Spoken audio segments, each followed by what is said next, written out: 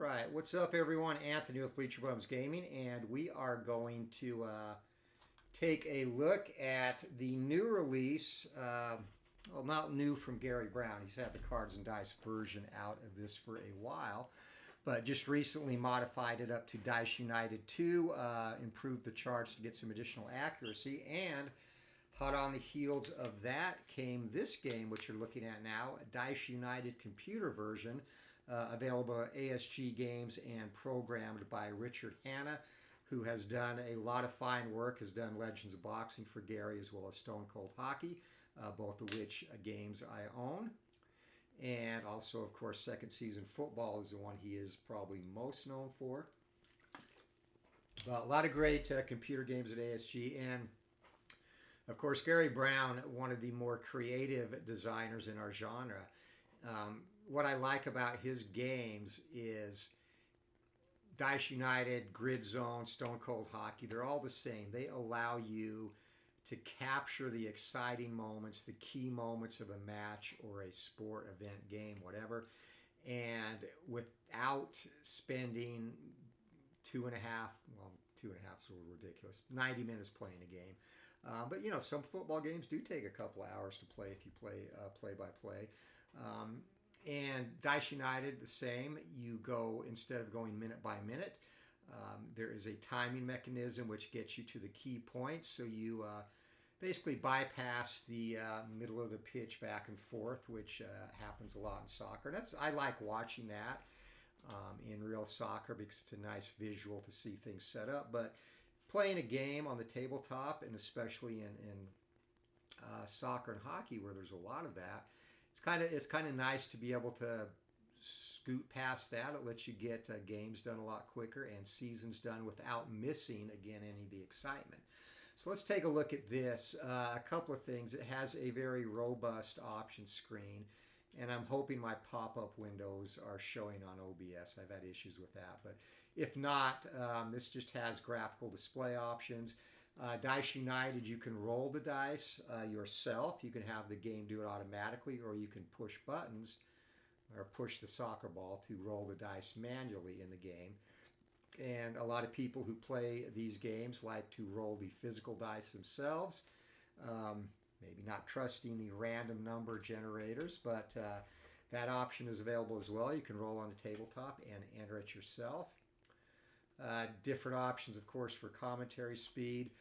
What I like a lot, too, about this, and I believe this is new for this game. I'd have to look at Legends of Boxing and Stone Cold Hockey, but I think this is unique. There's actually a button here to install graphics, and it does give you a pop-up message that says these files have been collated and provided by users of the game. ASG Games does not hold any copyright on the images, and the download method supplied is for your convenience and personal use only, which of course is very smart because these types of files, likenesses, when they are done by the community, can be freely downloaded into games. Developers, without having those rights, cannot include them in the game. So of course, that disclaimer there, but very convenient to get your graphics in. And the seasons, too. Again, this game just coming out, but already a ton of seasons from, or different leagues, I should say, from 2021, 21-22, and 22-23. And you can see it's got all the major leagues. Hopefully you can see this. If not, I will tell you. Bundesliga, the English Championship, Eredivisie, French League One, La Liga, Liga Portugal, Premier League, Scottish Premiership, Serie A, and even the Women's Super League, as well as MLS. So, and NWSL as well. So it's got a very good selection of leagues to start with right away. And of course, seasons are purchased separately. So we're looking at the Jupiler Pro League right now. We're just going to do a friendly with that. Set up really easy. So you go in, select your season, and I am playing the demo now. I wanted to check that out. I'm going to actually get the Premier League season after this, but after playing around with this and playing a game offline, I just really was excited to show this. I want to give it some love, and already I can tell you, I'll talk a little bit more afterwards, but this is definitely another stellar release from Gary Brown and his collaboration with ASG Games. So let's go here. Let's go with Beer Shot. How can you not like or not go with anything that has beer in the name? And we'll go for our second team. Let's go with Antwerp. All right, so we'll do that, and you can also change. I think you do that in the game, actually. We can change our jersey colors in the game. So we'll create the friendly, and our teams. So you see it has the full roster, the goalkeepers, keep stats here. You have the option to control, fixtures, etc. So a lot of good stuff, highlights, which is really nice. And just again, a lot of really fun options here to play with in this game. So we will go, whoops, oh darn it.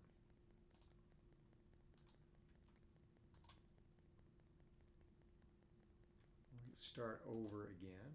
It's actually the second time I'm doing this video too. The first time, my microphone was not synced with OBS, so if you could not read lips, you weren't going to get much out of that video. Hopefully this one will supply you with a little bit more.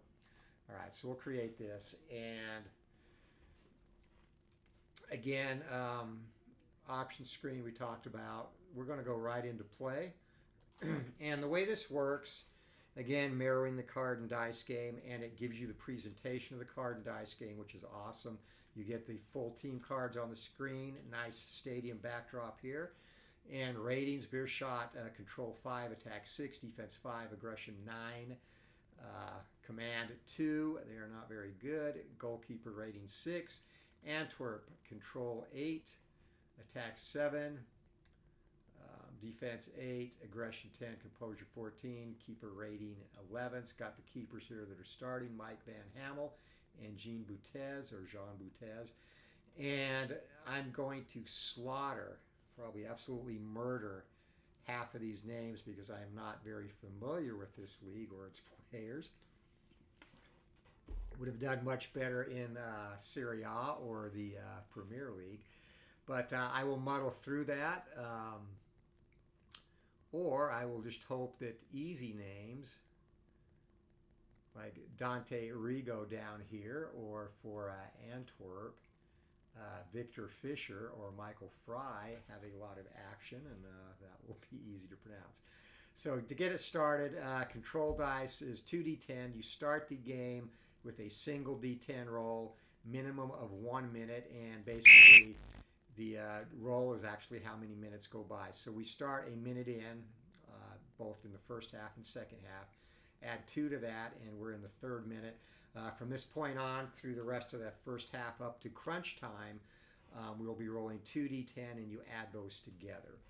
So now our battle, and this tells you whether there's going to be a pitch battle where you can incur fouls, yellow cards, red cards, free kicks, etc. if that occurs, or if it's going to be an attack opportunity for one team or the other. And we're going to start out with a pitch battle. Antwerp has the advantage here. And Verstrate volley, free kick, and a yellow card for Verstrate. And again, I'm probably butchering his name. So Beer Shot, the first opportunity. Suzuki, far post header by Shanklin over the bar, and a missed opportunity. So we go back, and if you can hear that too, it's got some nice crowd graphics. 3 minutes are going to go by, so we're into minute 6, and another pitch battle is getting a little chippy out there as Buta goes to the ground, and another yellow card is assigned to Antwerp. Buta earning this one. So Antwerp is going to have to calm down, and things do as we go through a 15-minute segment, but it is right back to the nastiness. And wow. That is it, his second yellow card. So we have apparently some bad blood as Verstrate is done. And is going to get the early exit, and Antwerp down a man, and we have a lot of time to go. So Beerschot, the heavy underdog in this one, but playing 11 on 10 should give them an advantage. So 10 minutes go by as Antwerp forced to play a little bit more defensively, but they're back to the nastiness. Cebu and Batali shoves Cebu. I'm going to try another yellow card, and of course going to Antwerp.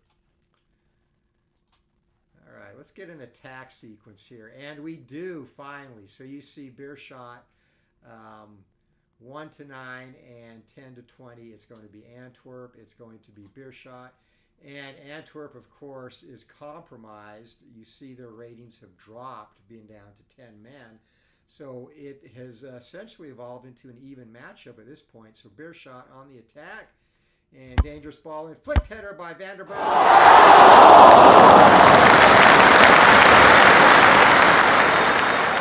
crowd is out of control in the background. We'll turn them down a little bit. And Koulibaly takes the corner, and Blutez makes it miss. So keeping Beerschot off as we enter crunch time, a big 15-minute segment. So what happens in crunch time is if the timing roll exceeds the normal and stoppage time left in the half, it basically stops on 45 and you go to single die segments until you get through stoppage time, excuse me. So, pitch battle, Beerschot, and that's going to be a nudge in the back. First yellow card.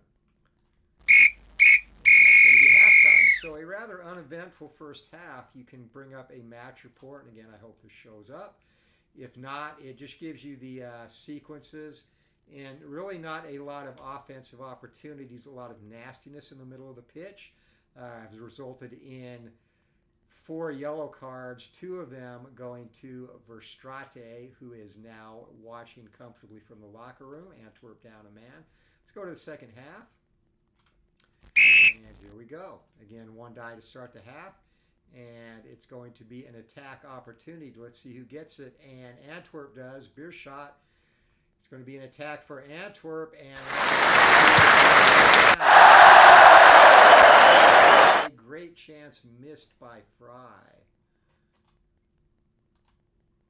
So Antwerp, again, playing with 10 men, does not want to let too many of those escape them. They're going to be on defense now, and Beerschot, good attack opportunity. Vanderberg with a cross, Nudisi with a header, easy save for Blutez.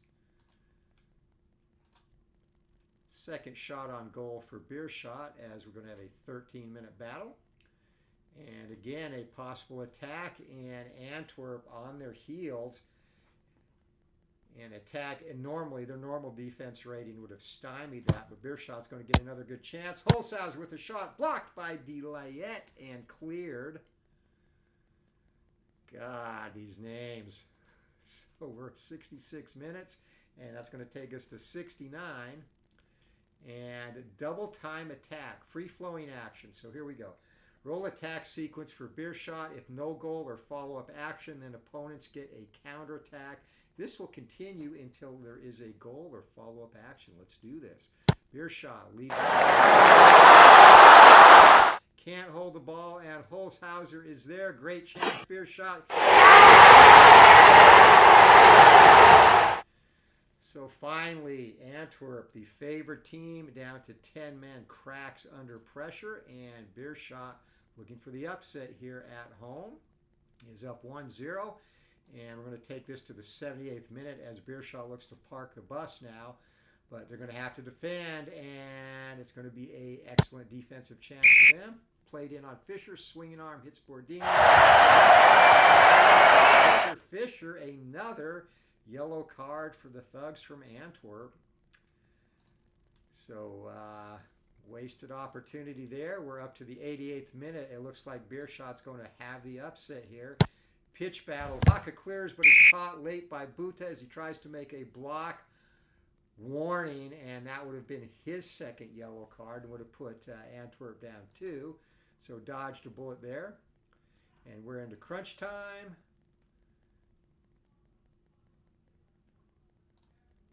And Antwerp is going to have to defend again. Beerschot with an attack opportunity. Falls to Dom. Great chance. Beerschot. Sek breathes again as Dom shoots wide. So a missed opportunity there at a wide open goal. But